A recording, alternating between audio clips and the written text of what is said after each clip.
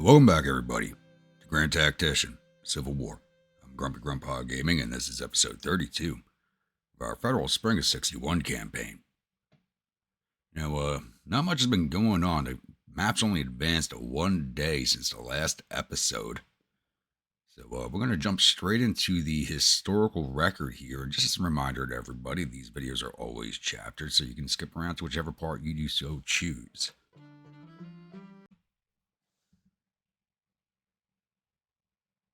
An article from the Grumpy Times, dated 10 August 1863. Monday evening edition. Glorious victory in the Bayou. News out of the Indian Territory about the 7th Corps victory comes on the heels of St. Louis being taken by the Rebs on the 8th of August. As news reached the ears of General Grant, a rider from the scouts of the Black Hoof went up to General with a report that the Army of Trans-Mississippi had crossed back into Louisiana, and at the speed the Rebs are marching, they were about a day from Baton Rouge. The only thing those around Grant heard was laughter before the general removed his cigar to say, "Good. Now I'll break them Rebs so this time they won't reform." The early hours on the 9th of August, 6th Corps marched just north of the city of Baton Rouge, only to stop at a deep creek with the swamp on either side. General Grant looked down at the railroad cut down at the old sunken stone bridge. "This is where they'll try to cross, and I'll trap them." General Grant ordered both General Miles' 4th Division and General Brown's 2nd Cavalry Division to cover the other two bridges just in case. The sound of firing come from the crossing could be heard shortly after 8 in the evening, with the runner coming up reporting the Rebs trying to force a crossing. By quarter after 8, the picket station down at the crossing had fallen back. In the light of the waning crescent moon, a grin could be seen on General Grant's face before he yelled, "Those Rebs are crossing, boys. Time to drown them in the river." At 8:30, the Rebs just walked up on the 5th Division, who were dug in along the unfinished railroad cut. The Jersey Devils holding the center of the line opened fire on silhouettes coming up the trail, hoping it was the Rebs. After 15 minutes, the Rebs started to fall back, but someone from the Royal Black Watch yelled out, "Looks like another is coming up." Close to 9, the Rebs started to fall back since it was too dark to see who you were shooting at. Spoke to Colonel Ritter of the Black Hoof after the fighting for the night had died down to hear what his men were doing during the night fighting. Colonel Ritter saying, "Those Rebs could have rode past us and we wouldn't have seen them in that damn forest. But luck was with us, and that Reb cavalry rode right into us." Went past General Grant, who was speaking with General Meigs, General Casey, along with Colonel Ritter, on what will happen if the Rebs were still wanting to fight come the morning. At 6 in the morning, General Grant gave orders for the 5th and 6th Divisions to get ready, yelling, "This is the day those Rebs are going to be shattered on your cold steel." But one of the men made a jest loud enough for General Grant to hear. "Hell, old Davis in Richmond could have heard you," which made General Grant laugh. Shortly after 6, the batteries of the 6th Corps opened fire on the Rebs, who camped on this side of the creek. Spoke to Colonel Duryeat of 5th New York Volunteers after the battle about him sending out skirmishers around 10. After 6, with him saying, "Sent out skirmishers to cover my exposed left flank since General Casey left out flank up in the air, and those Rebs seem to be trying to get around us." Not long after the 5th New York Volunteers sent out their skirmishers, they fell back under what one of them described as a swarm of angry bees. It was 6:30 when the Rebs started to stack up slowly, marching up the hill to the railroad cut, yelling and firing wildly at the 5th New York Volunteers. Around 6:40, the first of the Rebs made up the hill, only to be thrown back down the hill under withering fire from both the 5th New York Volunteers and Jersey Devils. As the Rebs continued to come up the hill, General Grant could be heard yelling, "Should have had General Miles and the 4th Division use the railroad cut to come alongside the 5th Division after sending them on a wild sweeping attack, cut off the Rebel lines and retreat." As it quartered till, when John Grant, with a cigar in his mouth, turned to one of his aides, said almost laughing, "Perfect. Those boys have put themselves into a trap of their own making. You've got to love it." Close to 7, 6th Division started to push down the hill, driving the Rebs into the creek. General Grant yelling, "They are not getting out of this swamp alive." Quarter after 7, when General Grant looked down to see Blucher's brigade stop, General turned to a messenger and told him to take a message to Colonel Hayman. "Told you to advance, so by God, you better start to advance again." About 7:20, word came in that Colonel Emery of the 1st Maryland Engineers had been hit by splinters when a Reb shell exploded above the trees. It was 7:30.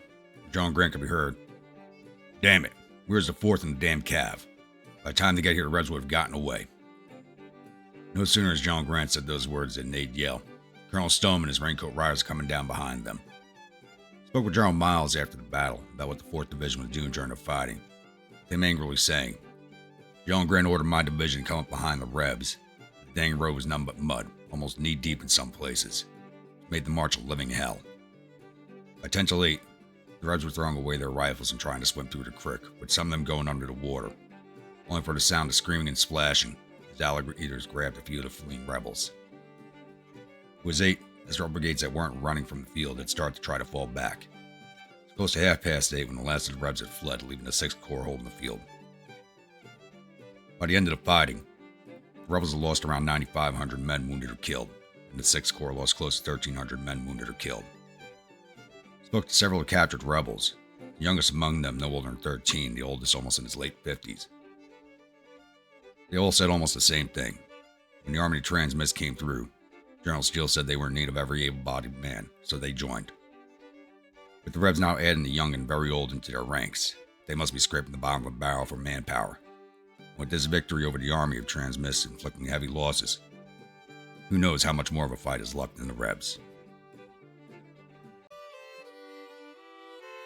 Once again, as always, thank you to everybody who has been sending in their unit stories, newspapers, diary entries. They are a joy to read.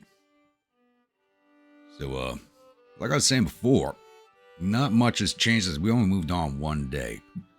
So right now, the rebels still look like they're recovering along the Potomac, Maryland line. And they have moved back into St. Louis, Missouri. So I actually detached one brigade from 7th Corps. They had a division with a 4th Brigade in it and sent it over to the 1st Corps, which I'm going to send over to St. Louis to resecure. Because they're not doing much over here. It's just annoying. So I want to get that cleaned up. And the rebels still have a corps going up to 35,000 men with 100 guns up here in Illinois. But I'm just going to ignore them for right now because they got no way of supplying this force. So I don't even know how it's still in the field. Because they're just totally cut off, surrounded. I mean, there's supply in the area they can draw on, but they can't be supporting that many men on what they're foraging. Down over here, 5th Corps is still on its way back to Little Rock, where they can reform and refit before trying to make another swipe at Fort Smith. 2nd Corps is still at Carrollton, building a supply depot in preparation for their move against Muskogee. And 7th Corps is still building a supply depot here, as I cannot have them push back deeper into the territory without a base of supply. And that's still 27 days away from completion. And I said we did have the battle at Baton Rouge here last episode on August 9th. So, Steele's Corps is still hanging out in the area, so he's probably going to come back again after he gets reinforced, because they're down to 19,000 men and 30 guns. So, he may come back, he may not. That's if they reinforce them. My big concern right now is the Indian Territory, as this operation has far, far exceeded my timeline. As we should have been finished up here and prepping for a move across the Mississippi come the spring offensive. But it looks like we're still going to be operating here in the winter, as these supply depots are not going to be done until September. Which means we're going to be out in the Indian Territories October into November before we move back along the Mississippi River. So timelines are a little skewed right now. And I may have to send 2nd Corps back up into Missouri, which I don't want to do. So I kind of want them set up to go after Memphis come the spring. And I've just ordered the Gulf Squadron to move up to Fernandina to take the fort that's up here outside of Jacksonville. Once we take that, I may come back down again to take another swipe at the forts here in the Delta, but I'm not sure yet. I think I kind of want to start moving this fleet up the coastline. And the ships that we are building for the ironclads that we're building to take care of this up here are still not even 20% complete, I think.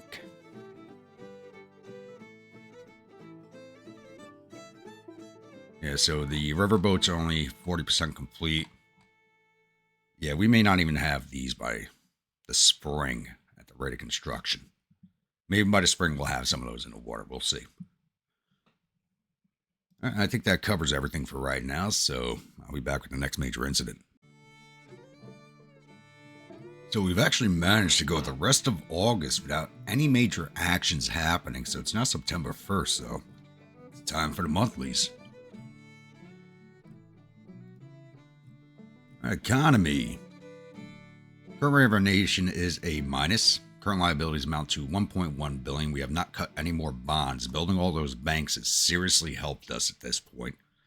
And I do have another one under construction. Current economy cycle is recession. And I think it's the first time it's actually been accurate on revenue increases. It says it increased by 440 million. Usually show... I'm not sure if that's accurate or not. We'll take a look in a minute. Got one more bank under construction. Once again, imports, exports are even on. That's something from the Whiskey and Lemons DLC that's not showing up correctly. Average core production over the last 3 months was 359 million, a change of plus 3.6 million. And we're still lacking all the same things: wool, iron, food. We shouldn't be lacking food. We got a ton of farms. It is what it is. Come over to finances. We're still spending 241 million. Yeah, so we brought 440 million in. So yeah, that was not accurate on that report. So we're still spending 241 million more than we're bringing in, but having the banks does give us slight increases that aren't counted on the tax revenues. Because this has been slowly going up. So the banks do help. Not noticeably so, but they do help.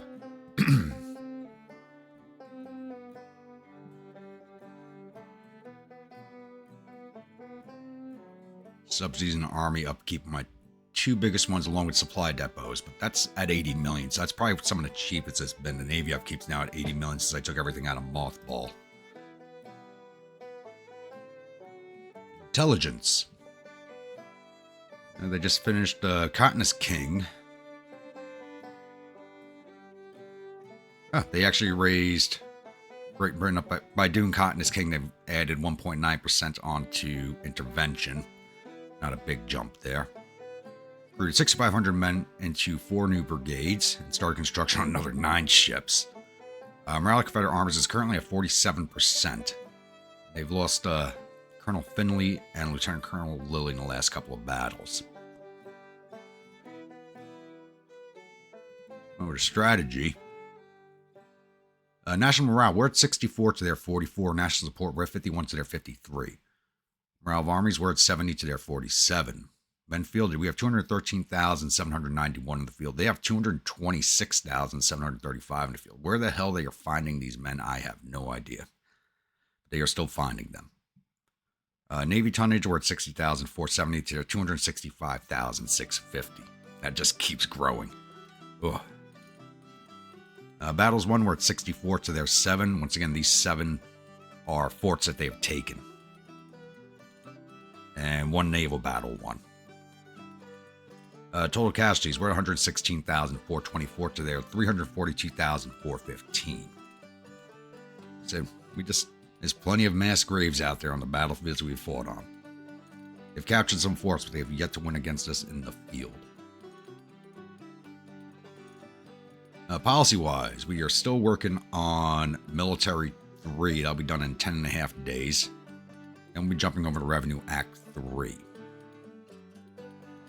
Projects, what do we have available?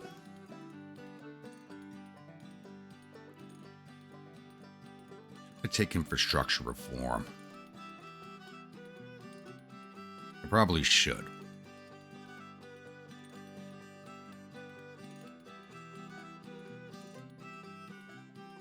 More subsidized industry. You know, we still have an ammunition shortage, so both of these would be good. Still have a massive shortage, but we'll take market reform since I'm not putting that money into anything else.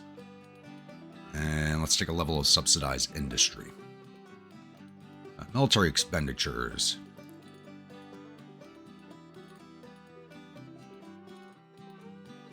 All right, I can now get army groups. I thought that was locked behind military 4.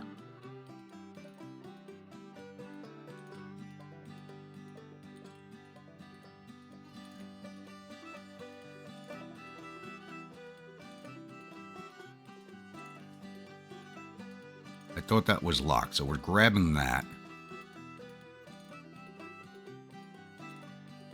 And there's nothing else that we need right now.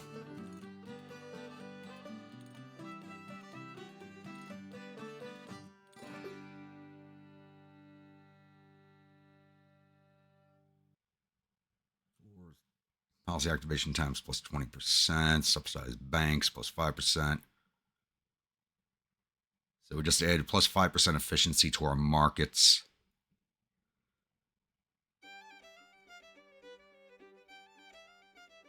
And 5% efficiency to our industry. Let's see if that helps with our ammunition at all.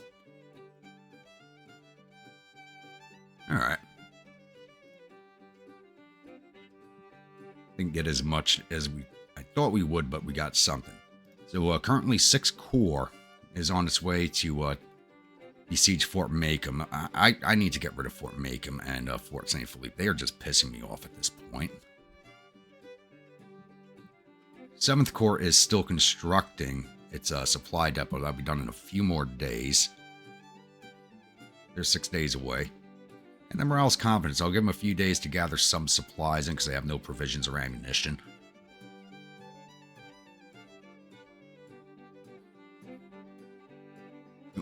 Stop moving. Damn it. Alright, 5th Corps is down at Little Rock again. Their morale is now back up to stable. It's at 43%. Once it hits 45%, I'm going to start marching them back up to Fort Smith and see if we can't take down the fortification there, which is Fort Smith. And 2nd Corps finished their depot. Their morale is nervous. It's at 36.8%, so I need to wait for them to get up to 45% before I can move them against Fort Gibson. Low morale. If they get there, they'll just retreat away from the siege. Been waiting for the transfer of that 1 brigade into 1st Corps before I move them, so they have some type of fighting strength before I start moving them back towards St. Louis. They should be there in a few more days. And it looks like it's still remaining quiet here along the Potomac line. The Atlantic Gulf Squadron, or the Gulf Squadron, has made moves against the forts here. We haven't captured any of them yet, so once again, back to resupply and then back up again to see if we can't have our Marines take one of these forts over. Speaking of ships, the River Flotilla is almost 70% complete, and the Ironclads are 34 to 35% complete. So they should be in the water sometime this winter, it looks like. Heading towards spring, maybe. I think that covers everything for now, so I'll be back. Alrighty, it's now September 6th, and it looks like General Ruggles, in command of the Army of Virginia with 2 of his corps, Jones and Tillman, are making a drive to D.C. against our 4th Corps. They're bringing 29,706 infantry, 4,300 cavalry, and 17 guns. Going against our combined total, because once again, 3rd Corps probably was not arrived during the fighting. 56,738 infantry, 9,200 cavalry, and 128 guns. So 4th Corps has 34,203 infantry. Called 30,000 infantry, 4,000 cavalry, and 64 guns. So basically even on force except for the artillery. So we're going to jump right into this battle, and I will see you all on the other side of the load screen. Welcome, my grunts, to the 16th Battle of Washington, D.C. I don't know about you all, but I'm getting tired of seeing this map over and over again. So basically the same game plan as last time. So I have the Cavalry Division and 12th Infantry Division across the river here to secure the McCall's Ford Road. I know both corps, there might be one corps up here, but they should both be down here. They're both on the field right now.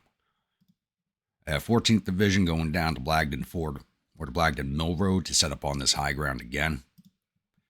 And I'll send the 13th down around along these farm tracks here to once again set up over here on the southern side of their axis of advance if that is the way they're going to come.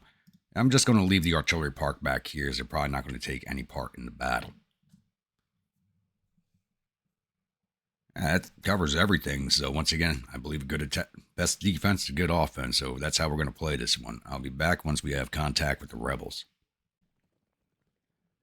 All right, 7:43 in the morning, and the rebels are actually here. At this point, I'm actually a little surprised. Get dismounted.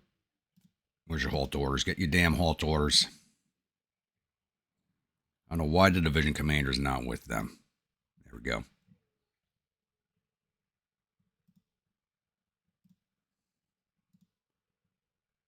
Why haven't you gotten your halt orders yet? Oh, come on. There we go. Lose order. Each of the skirmishers, Carol Dog Foxes.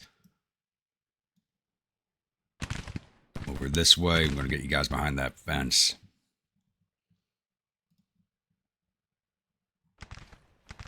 Oh, and that's low ground, but we do have them halted for right now. So, McDowell's and Lumberjacks.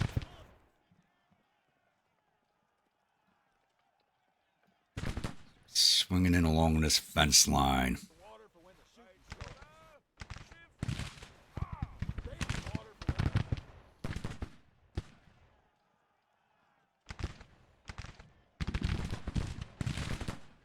Which I doubt we will get to in time.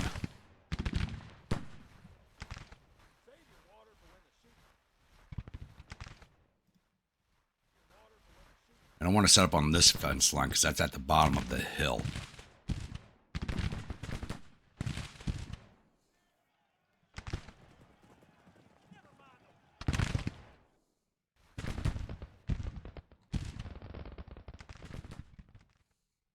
I'm going to keep moving down this way as it looks like it's just the one corps up here.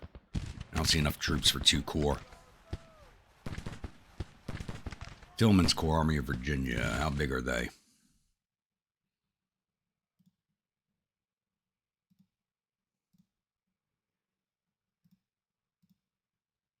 $14,000 men. Yeah, the one division can handle that easily with the cavalry.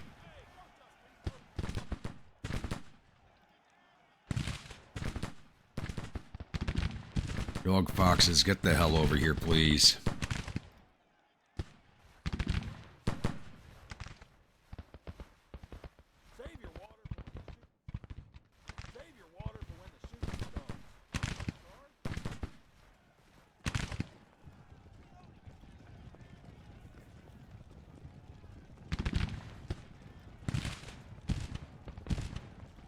In your guard, push forward, get rid of those skirmishers.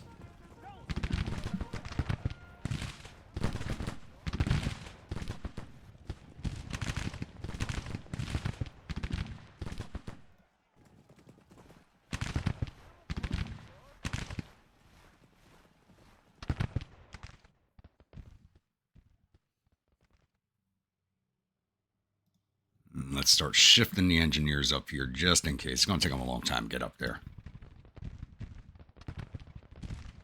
There's Ruggles. Maybe both corps are up here, but I'm only seeing enough of the one corps.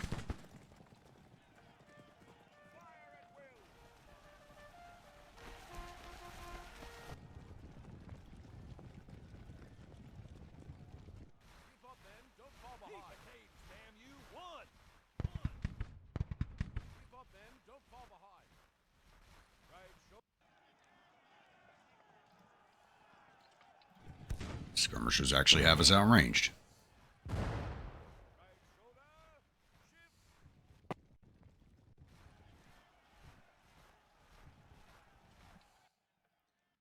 Dog Foxes swing out just a bit more while the infantry comes up.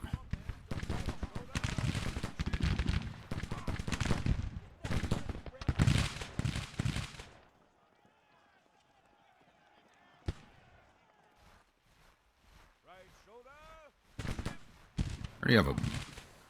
Yeah, their morale's not good. We might be able to crush them with just 2 brigades of cavalry. Oof. Alright, move at the double, please, gentlemen. Need you up here now.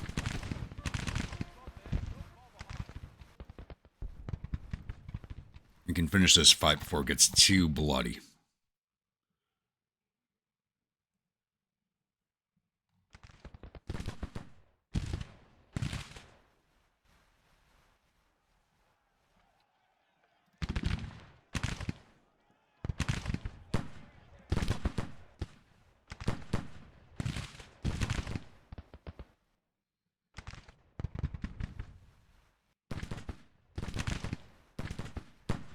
Sherman, you're going there.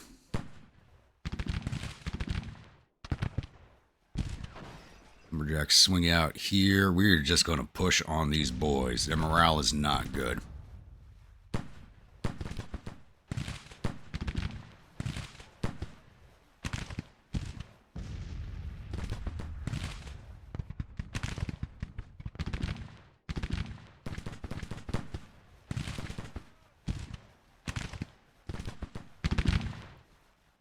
Dog foxes, keep working your way around to their rear, please.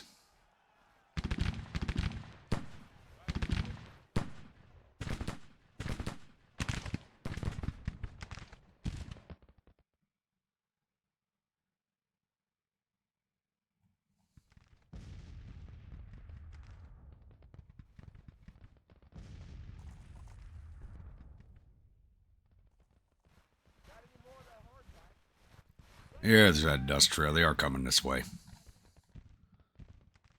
Still a way off, so I can get set up on this high ground before they even arrive.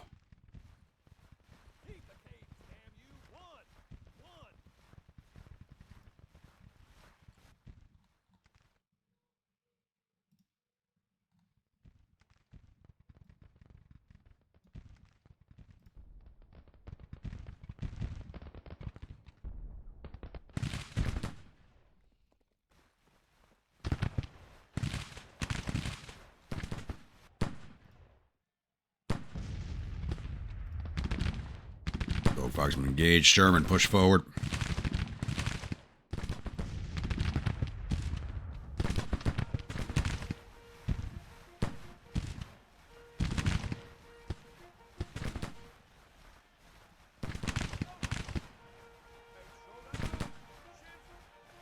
Jacks advance.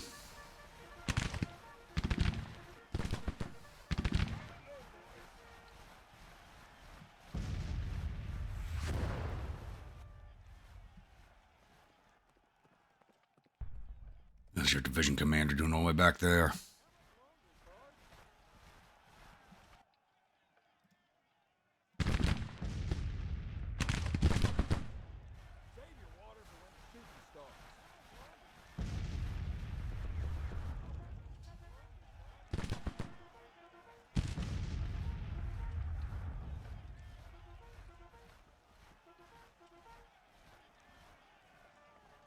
Oh, these guys are falling back. They don't want to fight.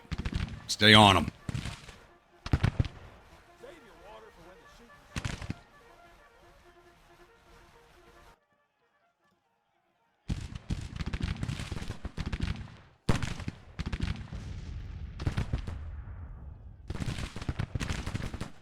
Pennsylvania Guard. Get loose order and get mounted. We're going for that artillery battery.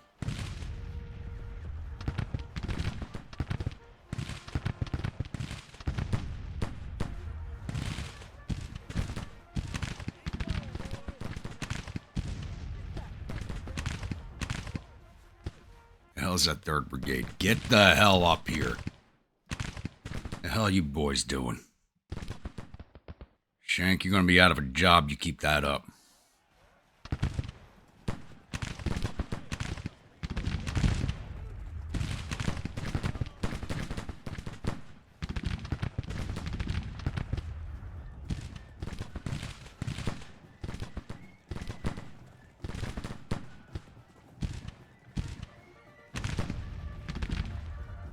Pennsylvania Guard, 1 volley, then get me that battery.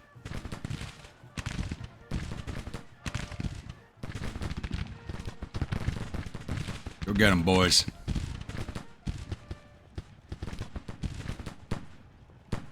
Lumberjacks, keep pushing in.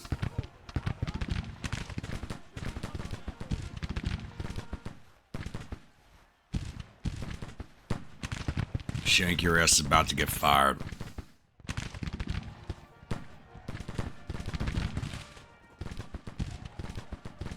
Good job, Pennsylvania.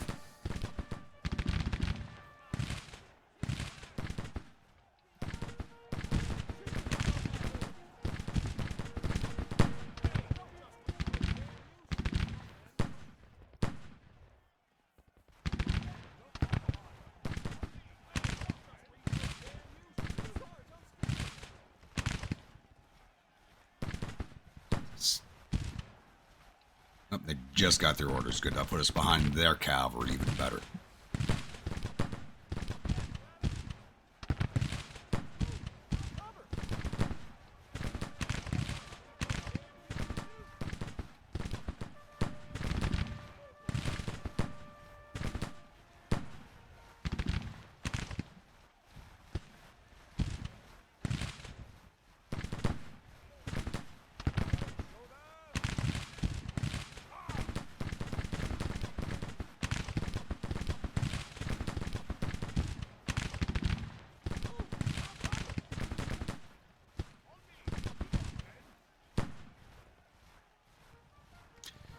You know, it's completely an accident the division with the lumberjacks is here. It actually meant to have... I thought this would be the quiet front.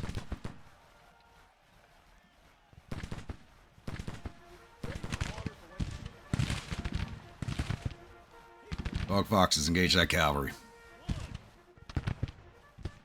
Shank, get your men up here.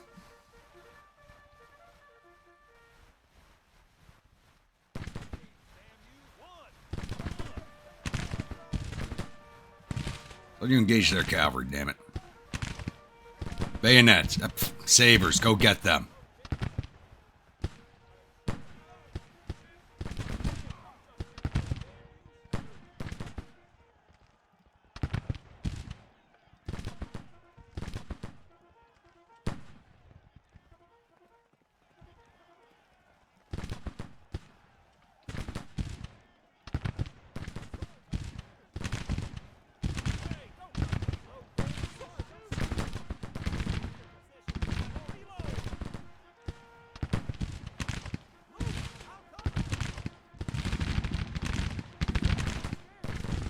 Time to charge the cavalry and get caught in combat with a brigade of infantry. Great. They're breaking them, though. Pennsylvania Guard. Go get their cavalry.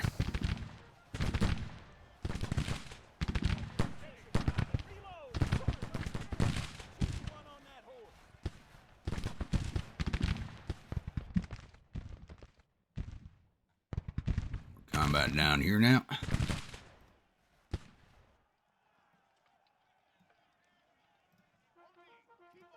Your Byzantine Vanguard and the Vigilante Guard. Get online next to the Byzantines, please.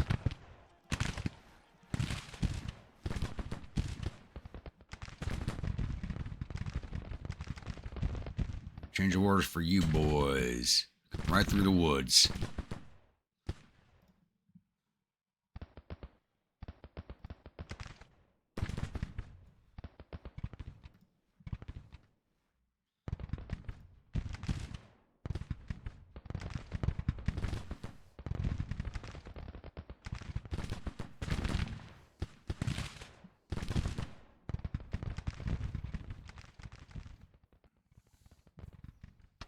On down here. Cavalry's broken. These brigade... Oh, they just reformed. Let's keep shooting into them. Where are the dog foxes? Where the hell are the dog foxes?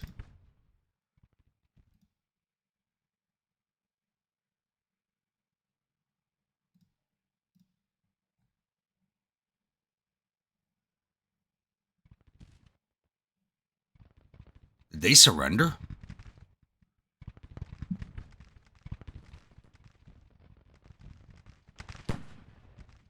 No goddamn way did they surrender. I think they did.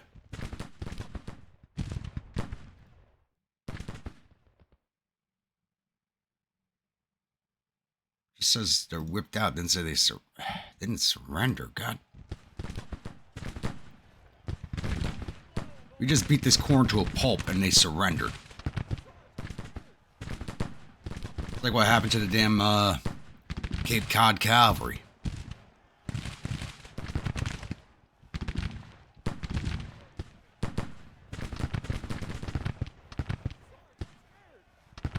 look away for one goddamn second.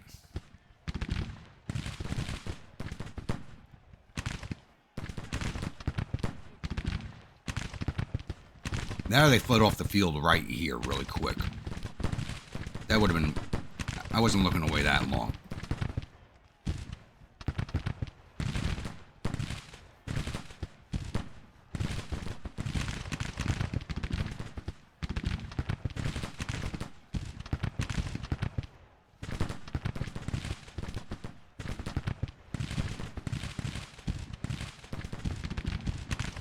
Pennsylvania Guards are going to have a high casualty count again in this battle. Not on them, on the enemy.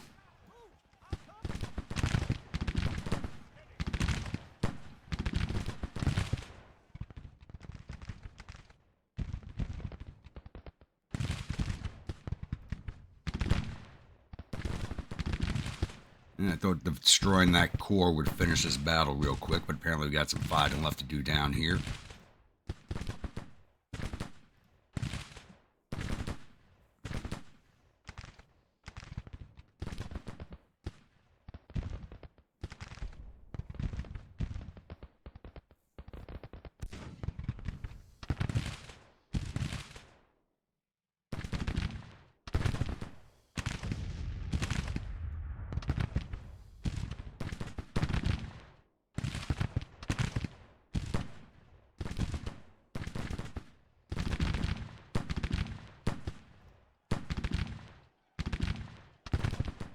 Vigilantes push down the hill.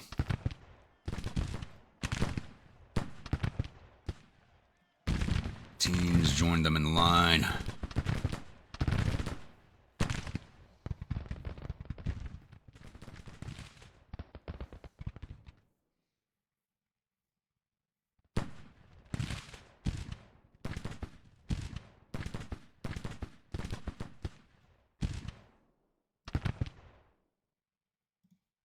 Core is broken, but they keep reforming. It's BS.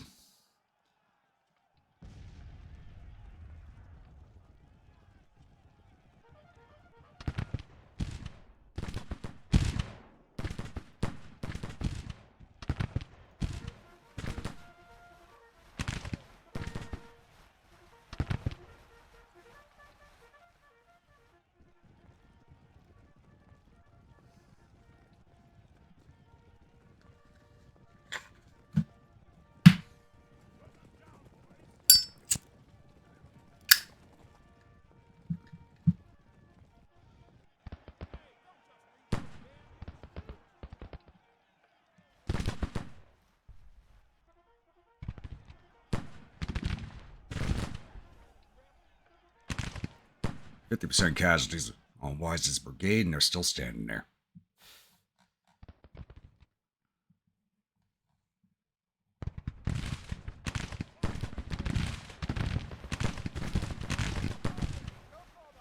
Closing in, tighten this noose up. Very good.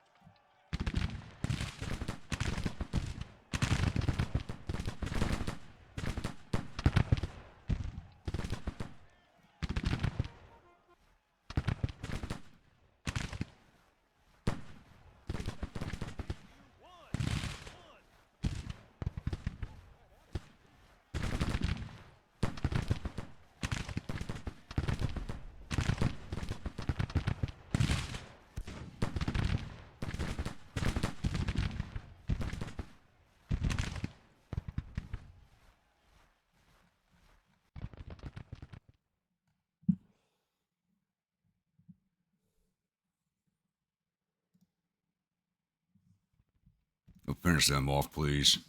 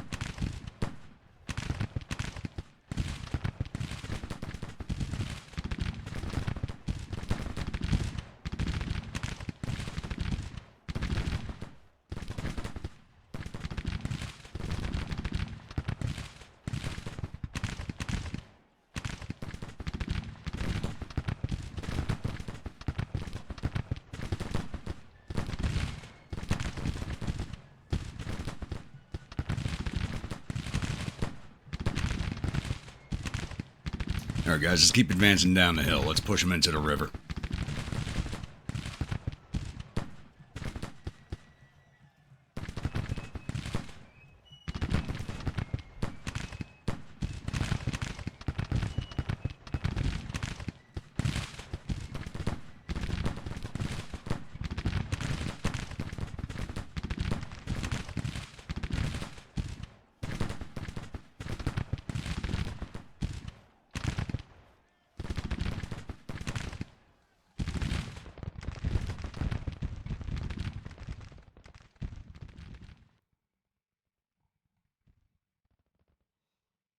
How many times are these brigades going to break and reform?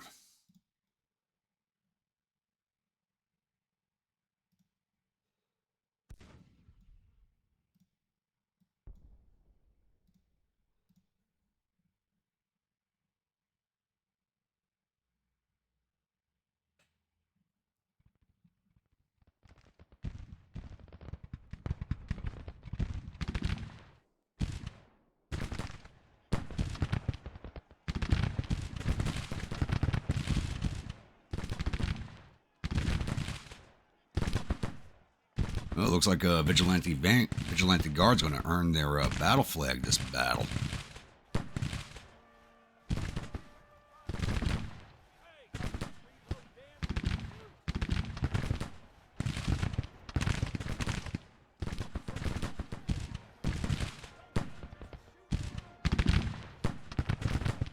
Oh, you guys finally arrived, huh?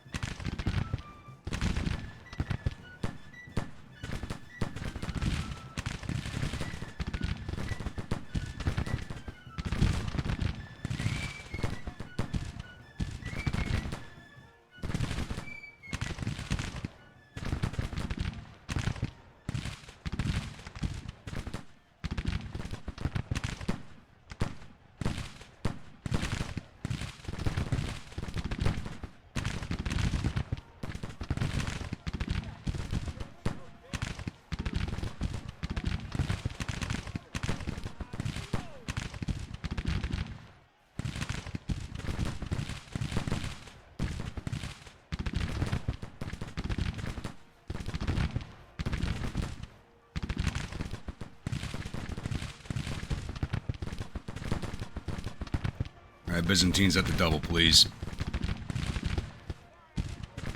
Vigilante Guard has their flag now. I'm gonna give them.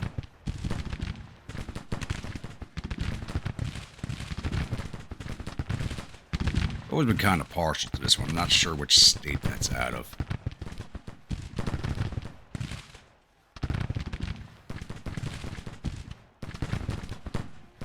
Vigilante Guard and Eagle with a shield.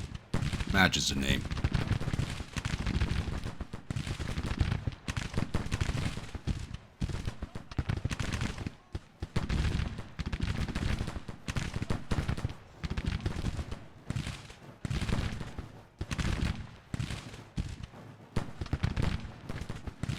Come on, Byzantines, I need you in place so we can begin the final charge.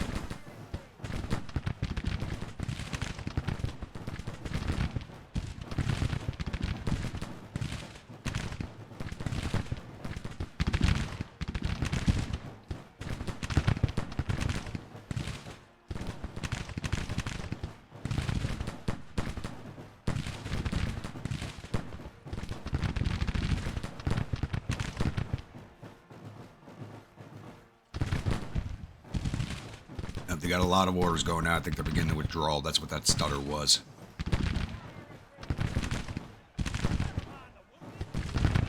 Alright, boys. Bayonets and buttstocks. Let's not let them get away again. Drive them into the damn river.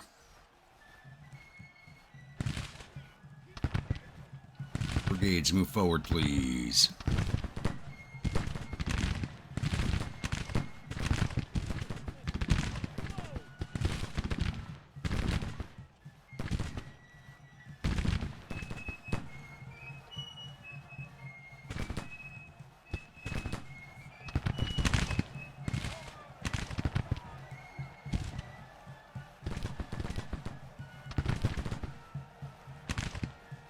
Such a beautiful sight.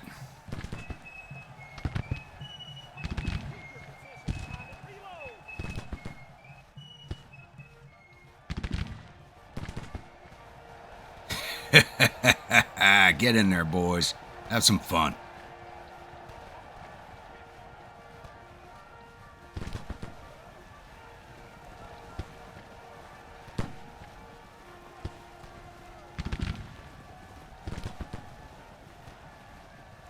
Keep charging through.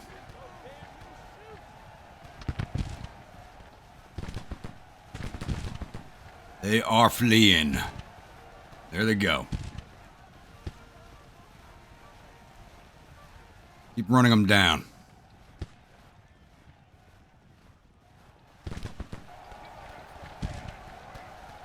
See if we can't force any of these brigades to surrender to us.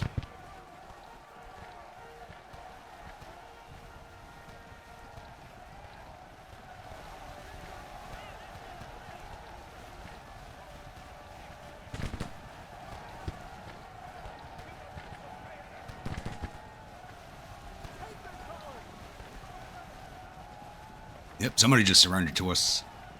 Clayburn surrendered to us with 2,100 men.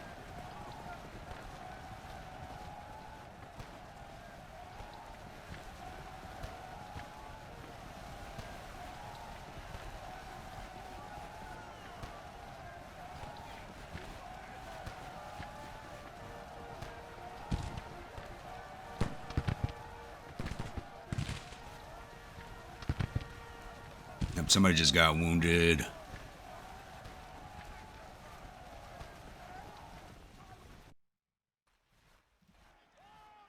Greg is wounded. These guys reformed again?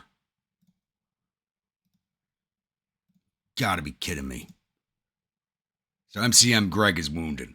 Come on.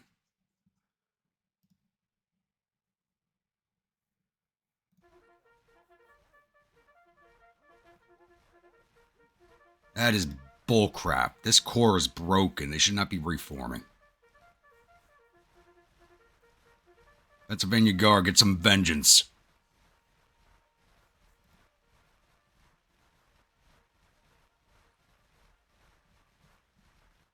Ride those boys down.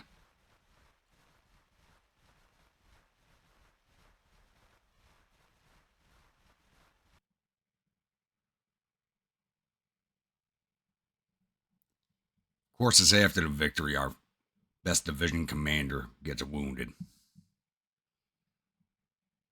Not the best, but he's in the top 3. I think he's actually ranked number 3.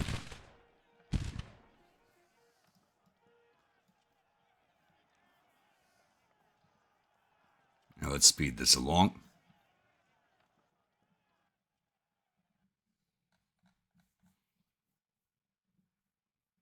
Someone else just surrendered to us. Archer with another 2,200 men.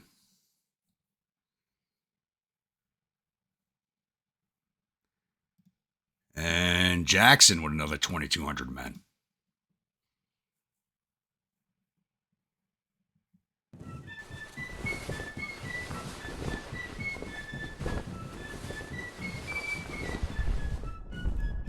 Not too bad. Took out about 50% of their infantry force. Holy crap. Wow. Still pissed off about the dog foxes, though, and the wounding of Greg. That was BS.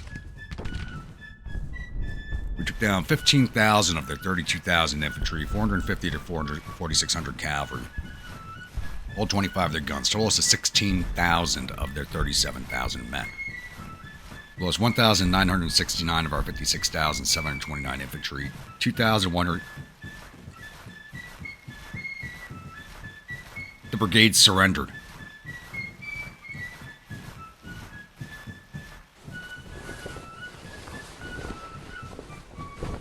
The dog foxes surrendered.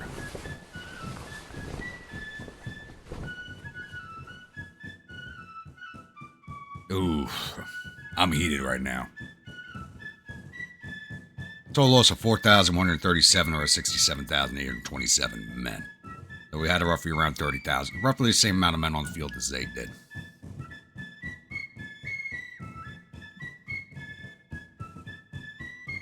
Save this real fast.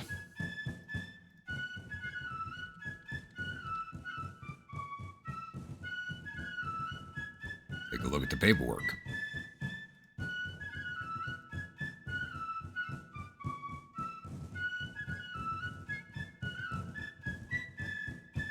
All right, 3rd Cavalry Division, Caro's Dog Foxes did 239 to infantry. Pennsylvania Guard did 344 to infantry, captured 2,008, 106 to cavalry, captured 80, 48 to artillery, captured 106, brigade total of 2,701. Now, Caro's Dog Foxes, half the brigade surrendered.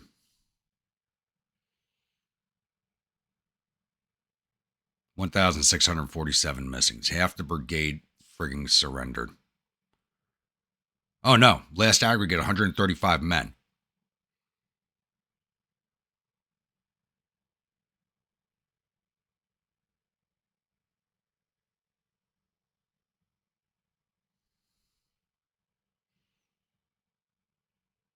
Oh, if I could hold a court martial on the commanders of these brigades, I would.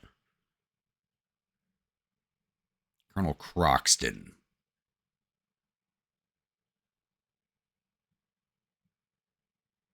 In real life, this man would be, his name would be, he'd be getting spit on in the streets for surrendering during such an easy battle, especially with such an overwhelming victory. All right, engineers did not fight. 14th Division, Vigilante Guard did 1,565 to infantry, took 278 prisoners, 67 cavalry, total 1,914. 2nd Brigade did 184 to infantry, 2 to cav, 12 to artillery, total 199. Byzantine Vanguard did 229 to infantry, 156 captured, 3 to cavalry, for total 391. Division total 2,504.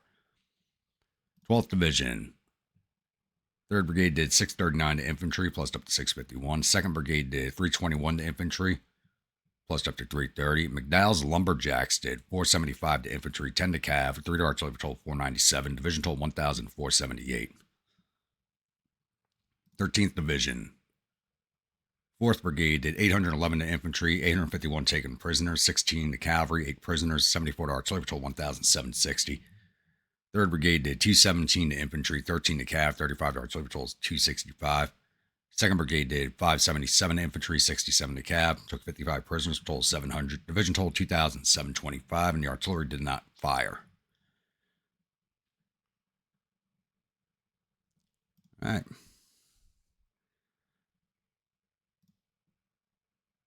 Oh, Croxton was killed.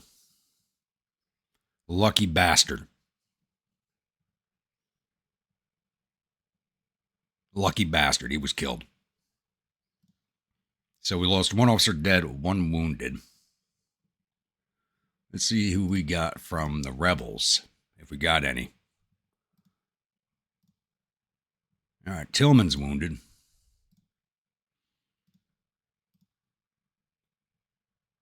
DeBrell is dead. Captured Jackson. Don't know which Jackson.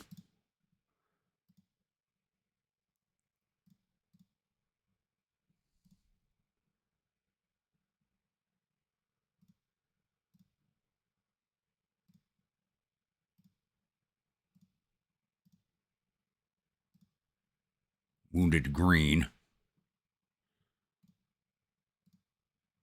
Wounded Archer. Captured Claiborne. And okay, and that was a detachment. So we got 7 of their officers. Not too bad. I'm going to see if the Caros still exist after this fight. I will see you all at the newspaper screen. Glorious victory at Washington, D.C. 16th Battle of Washington, D.C. is ended, with the Army of Virginia retreating in panic. The Emperor's reportedly suffered total casualties of 16,207 men. There are 830 killed, 11,704 captured. Our casualties total 4,137 men, with 435 killed, 1,986 missing, and the rest wounded. Captured 12,800 rifles, 11 guns from the field, and sent 10,955 soldiers into our catch and release program. And not only was Colonel Croxton killed, he lost face. He is lucky. If he wasn't already dead, I would kill him myself. And General Ruggles actually lost face for that battle. It's rare to see the army commander lose face. So he's probably going to get replaced.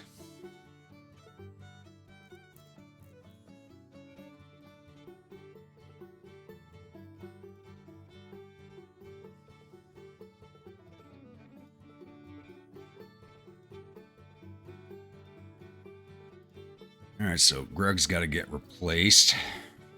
So we got to figure out who's going to be taking that job over. Army.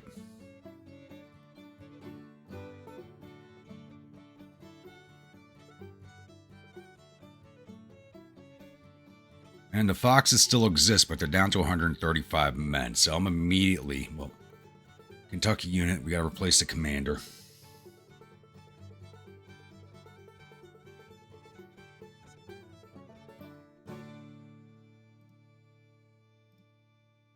Is this Buford? You're getting command of that, and you're going to rebuild it.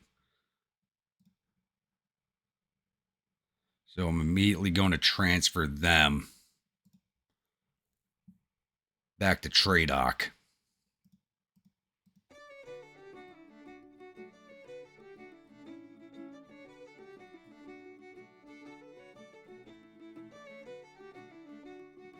Then send them home to reform.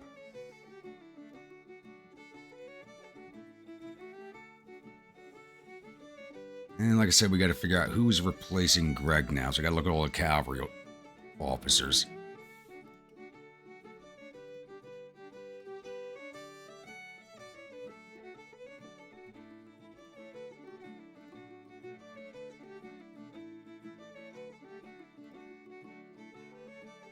Buchanan's got 10 points.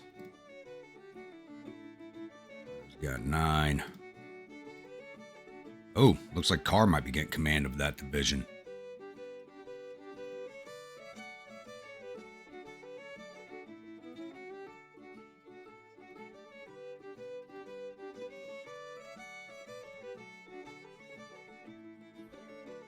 Or Richardson. He's got 12.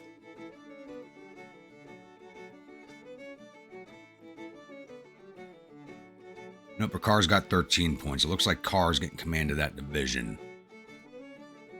So Colonel Carr, commander of the Yorkshires, is getting a promotion. New York unit.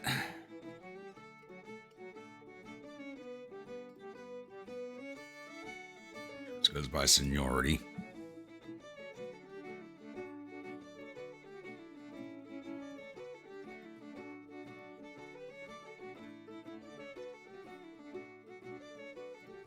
Any cavalry officers?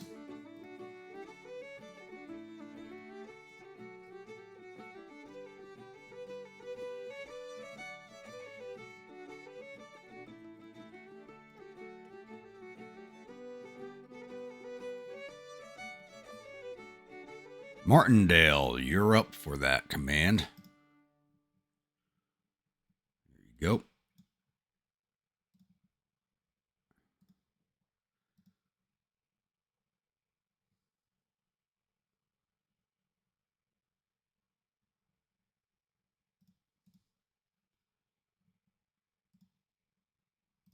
And Carr, you're getting the division.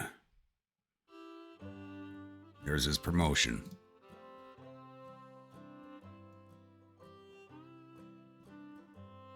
Congratulations, Carr. Even though there's only one brigade in that division until the Caros reform.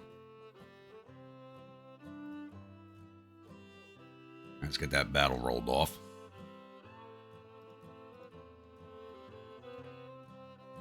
Nah, it's just a visual glitch there. I hate when that happens.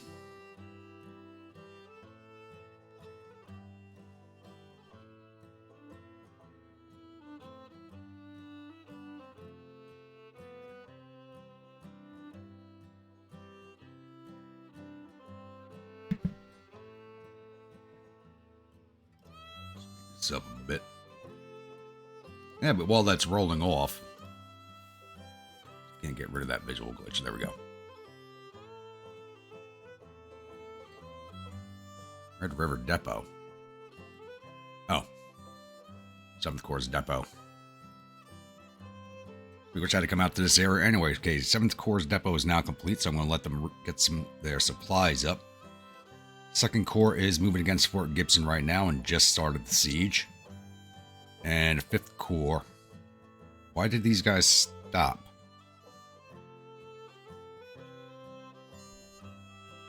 What's the morale look like? Still at 50%. Why did you boys stop? Keep moving.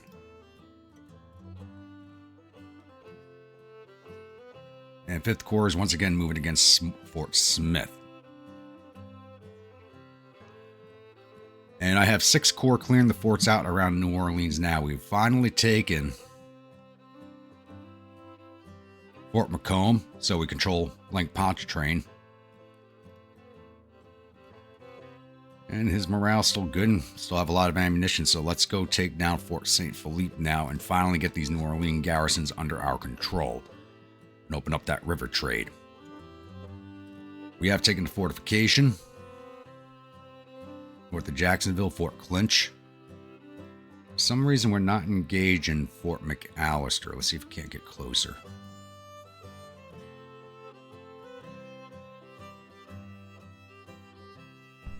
There we go. Let's say it's a coastal fort. We should be engaging that. So clearing the fortifications is moving full steam ahead.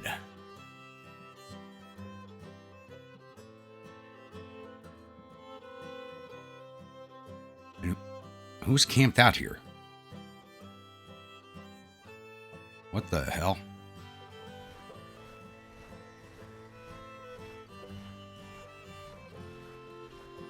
Alright, looks like we don't know what's going on right here.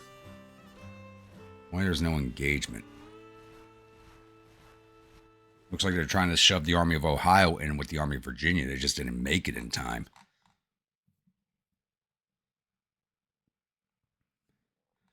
I do believe this is a good place to end this episode.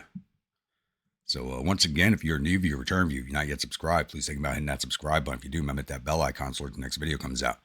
If like a brigade in one of my armies, please let me know in the comments below. Type of unit, state it's from, weapons, uniforms, officers, and I'll oblige on all counts if possible.